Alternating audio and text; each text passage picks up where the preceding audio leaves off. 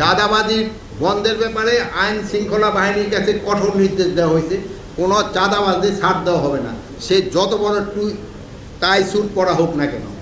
আর গরিবের জন্য যেই টাকা অ্যালটমেন্ট হয় আমাদের ইচ্ছে থেকে, ওটা যেন প্রপারভাবে তাকে হাতে পৌঁছে, ওই জন্য অ্যাডমিনিস্ট্রেশনকে বলা হয়েছে তারা ঠিকমতো মনিটর করবে, টাকা যেন ঠিকমতো পায়।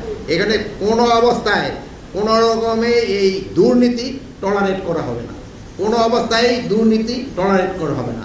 আইন শৃঙ্খলা পরিস্থিতি কেউ হাতে নিলে তারও কিন্তু আমরা ছাড়বো না। আইন শৃঙ্খলা বাহিনীর কাছে যদি কোনো রকমের কারো সমস্যা থাকে, আইনের দরকার হলে আইন শৃঙ্খলা বাহিনীর কাছে যাবে, সিভিল অ্যাডমিনিস্ট্রেশন আছে তাদের কাছে যাবে। বা তার নিজেরা এরকম করবে না। ওই যে বললেন, দেখবেন ওই যে কোন জায়গায় জানি বললেন যে বন্দুক, দেখবেন ওইটাও দেখবেন দেখা চাঁদাবাজির জন্য হচ্ছে। বুঝতে যেমন ভাইও আমার সাথে, ওইটাও কিন্তু চাঁদাবাজির জন্য। ওইগুলি আপনারা এটা ভালোভাবে প্রচার করবেন, প্রচার করলেই দেখবেন এইগুলি আস্তে আস্তে কমবে। যে এইগুলির জন্য আপনাদের আমার কিন্তু সহযোগিতা দরকার, জনগণের সহযোগিতা দরকার। সব কিন্তু আমাদের একাপক্ষে সম্ভব না। আমরা যদি জনগণ এবং আপনারা মিলে যদি আমরা একটা কাজ করি, এটা আমরা একদিন অবশ্যই সফল হব, অবশ্যই আমরা সফল হব।